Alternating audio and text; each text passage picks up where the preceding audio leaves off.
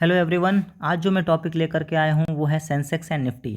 ये टॉपिक मैंने इसलिए चूज़ किया क्योंकि मार्केट आजकल काफ़ी बूम पे है और बहुत सारे लोग स्टॉक मार्केट में वेल्थ क्रिएशन के लिए पैसा इन्वेस्ट करना चाहते हैं।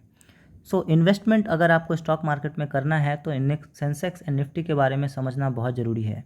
तो चलिए आज का वीडियो स्टार्ट करते हैं सेंसेक्स और निफ्टी के वैल्यू से। सेंसेक्स आज की डेट में 52,100 पे एंड निफ्टी 15,670 पे ट्रेड हो रहा है। अब ये वैल्यू क्या बताता है, ये वीडियो जब हम लास्ट तक देखेंगे तो हम समझ पाएंगे। सेंसेक्स सेंसेक्स कहने का मतलब है कि स्टॉक एक्सचेंज सेंसिटिव इंडेक्स। ये एक स्टॉक मार्केट का इंडेक्स है जो कि बॉम्बे स्टॉक एक्सचेंज को रिप्रेजेंट करता है। निफ्टी, इसको हम नेशनल स्टॉक एक्सचेंज 50 कहते हैं। ये भी एक स्टॉक मार्केट का एक इंडेक्स है जो कि नेशनल स्टॉक एक्सचेंज को रिप्रेजेंट करता है। अभी यहाँ पे आप देखेंगे तो दो वर्ड बार बार यूज हुआ है, स्टॉक एक्सचेंज और इंडेक्स। मतलब अगर हमें सेंसेक्स और निफ्टी को समझना है तो हमें स्टॉक एक्सचेंज को समझना होगा, हमें इंडेक्स को समझना होगा। तो चलिए समझते हैं स्टॉक एक्सचेंज क्या है। स्टॉक एक्सचेंज, अब स्टॉक एक्सचेंज एक प्लेस या प्लेटफॉर्म है जो कि मार्केट को होस्ट करता है। होस्ट करने का मतलब ये वो प्लेटफॉर्म है जहाँ पे बायर एंड सेलर साथ में आकर के स्टॉक ट्रेड करते हैं, शेयर की खरीद बिक्री करते हैं। इसको डायग्राम से समझते हैं। अभी मार्केट में एक सेलर होगा, मार्केट में एक बायर होगा। कोई भी मार्केट हो वहाँ पे सेलर होगा और बायर होगा, उनके बीच में एक्सचेंज होगा। अब ये स्टॉक मार्केट है तो यहाँ पे स्टॉक या शेयर्स पैसे के साथ एक्सचेंज किए जाएंगे। सेलर बेचेगा एंड बायर पैसा देगा। अभी यहाँ पे सेलर कौन है, तो कंपनी या शेयर होल्डर। कंपनी कब है, जब फर्स्ट टाइम स्टॉक मार्केट में इशू हो रहा है आईपीओ के थ्रू, तब सेलर यहाँ पे कंपनी होता है। वही सेलर जब बाद में बेचे जाते हैं तो वहाँ पे सेलर शेयर होल्डर हो जाता है। बायर कौन होगा, तो हमारे आपके जैसे लोग, जिसको मैं यहाँ पे पब्लिक से इंडिकेट कर रहा हूँ, वो बायर होंगे स्टॉक का। इस तरह से शेयर जाएगा पब्लिक के पास और पैसा आ जाएगा कंपनी या शेयर होल्डर के साथ, और ये एक्सचेंज एग्जीक्यूट होगा और एक मार्केट क्रिएट होगा। बट ये सारा का सारा कुछ जो है, इसके लिए एक प्लेस चाहिए, एक प्लेटफॉर्म चाहिए।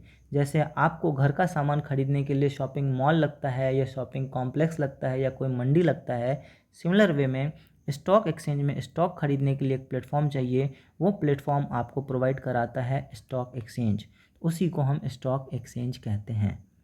होप कि स्टॉक एक्सचेंज क्लियर हो गया होगा। स्टॉक एक्सचेंज अगर आप देखेंगे तो यहाँ पे एक टर्म और समझ लेते हैं कि जब भी कंपनी आईपीओ के टाइम पे शेयर लेकर के मार्केट में आती है तो उसको स्टॉक एक्सचेंज में अपने आप को लिस्ट कराना होता है। कहने का मतलब ये है कि उसको बताना होता है पहले से कि मेरा कंपनी का शेयर इस स्टॉक एक्सचेंज में मिलेगा। तो यहाँ से एक बात और क्लियर होगा कि स्टॉक एक्सचेंज केवल एक ही टाइप का नहीं है, मल्टीपल टाइप के होंगे। स्टॉक एक्सचेंज की अगर टाइप को हम देखेंगे तो Bombay stock exchange, national stock exchange, Calcutta stock exchange, metropolitan stock exchange, India international stock exchange, ऐसे कई तरह के स्टॉक एक्सचेंज इंडिया में वर्क करते हैं। बीएसई और एनएसई हमारे लिए काफ़ी इंपॉर्टेंट है क्योंकि मैक्सिमम कंपनीज इन्हीं स्टॉक एक्सचेंज में लिस्टेड होते हैं और हमारा मैक्सिमम ट्रेड इन्हीं स्टॉक एक्सचेंज के थ्रू होता है। अब हम स्टॉक एक्सचेंज समझ गए, अब हम इंडेक्स को समझते हैं। इंडेक्स मार्केट बेंचमार्क है जो कि परफॉर्मेंस बताता है। किस चीज़ का परफॉर्मेंस बताता है, तो बास्केट ऑफ सिक्योरिटीज़। अब बास्केट ऑफ सिक्योरिटीज़ कहने का मतलब ये आ रहा है, जैसे अगर मैं बॉम्बे स्टॉक एक्सचेंज की बात करूं तो यहाँ पे मोर देन 5,000 कंपनीज लिस्टेड हैं। अगर मैं नेशनल स्टॉक एक्सचेंज की बात करूं तो यहाँ पे मोर देन 1,600 कंपनीज लिस्टेड हैं। तो इस तरह से सारे कंपनीज के परफॉर्मेंस को इंडिकेट करने के लिए एक इंडिकेटर बनाया गया, एक इंडेक्स बनाया गया।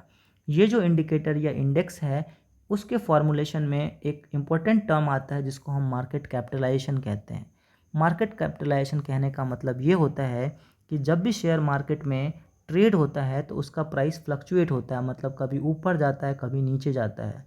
तो इस तरह से जो वो पूरा का पूरा सिक्योरिटी है या पूरा का पूरा उस कंपनी का जो हिस्सा है उसका वैल्यू उस प्राइस के हिसाब से बदलता है। तो मार्केट कैपिटलाइजेशन का अगर आप फार्मूला देखेंगे तो ये होता है number of shares issued by company into share price. जितने भी शेयर कंपनी ने इशू कर रखे हैं उसको करंट मार्केट प्राइस के साथ मल्टीप्लाई करेंगे तो हमें मार्केट कैपिटलाइजेशन मिल जाएगा। दैट मीन्स अगर शेयर प्राइस बढ़ेगा तो मार्केट कैपिटलाइजेशन बढ़ेगा, शेयर प्राइस घटेगा तो मार्केट कैपिटलाइजेशन घटेगा। इसी बेसिस पे एनएससी और बीएसई में सेंसेक्स एंड निफ्टी डिफाइन किए गए। सेंसेक्स में 30 स्टॉक को लेकर के मार्केट कैपिटलाइजेशन के अकॉर्डिंग जो टॉप 30 स्टॉक्स हैं उसको लेकर के इंडेक्स बनाया गया, उसको कहा गया सेंसेक्स। सिमिलर वे में निफ्टी जो है वो एनएसई में जो लिस्टेड कंपनीज़ हैं उसमें से टॉप 50 कंपनीज़ को मार्केट कैपिटलाइजेशन के अकॉर्डिंग लेकर के जो इंडेक्स बनाया गया उसको निफ्टी कहा गया। फार्मूला में हम नहीं जाते हैं, इसका फार्मूला थोड़ा सा अलग है, बट समझने के लिए इतना काफ़ी है। सो इस तरह से सेंसेक्स और निफ्टी डिफाइन हो गया। तो वो जो आपने वैल्यू देखा था स्टार्ट में सेंसेक्स का या निफ्टी का, वो इन्हीं स्टॉक्स के वैल्यू के हिसाब से डिराइव किया गया है और वो वैल्यू बढ़ता है घटता है डिपेंडिंग अपॉन ये जो स्टॉक के प्राइसेस हैं वो जब बढ़ते हैं और घटते हैं। तो इस तरह से हमें क्या बेनिफिट मिलता है सेंसेक्स और निफ्टी से वो समझ लीजिए कि जैसे ही सेंसेक्स और निफ्टी अगर आपको बढ़ता हुआ दिखेगा, इसका डायरेक्ट मतलब ये है कि शेयर प्राइस बढ़ रहा है। शेयर प्राइस बढ़ रहा है, अगर आपने इन्वेस्ट ऑलरेडी कर रखा है मतलब कि आपका वेल्थ बढ़ रहा है। अगर नहीं किया है तो ये आपको हेल्प करता है कि आपको कौन सा स्टॉक पिक करना चाहिए। आप एज ए बिगिनर सारा स्टॉक ट्रैक नहीं कर सकते हैं, तो एटलीस्ट आप सेंसेक्स और निफ्टी को देख करके मार्केट के मूड को समझ सकते हैं और अपना इन्वेस्टमेंट का डिसीजन ले सकते हैं। तो सेंसेक्स एंड निफ्टी इसीलिए हमारे आपके लिए बिगिनर्स के लिए काफ़ी इम्पोर्टेंट हो जाता है जब स्टॉक मार्केट में हम इन करने का सोचते हैं। तो ये था basics of Sensex and Nifty. Hope कि आपको वीडियो पसंद आया होगा। पसंद आया तो वीडियो को लाइक ज़रूर कीजिए, इसे बाकी लोगों के साथ भी शेयर कीजिए एंड चैनल को सब्सक्राइब कीजिए ताकि मैं और भी अच्छे वीडियो लेकर के आप लोगों के लिए आता रहूं। बने रहिए मेरे चैनल पे, तब तक के लिए थैंक यू।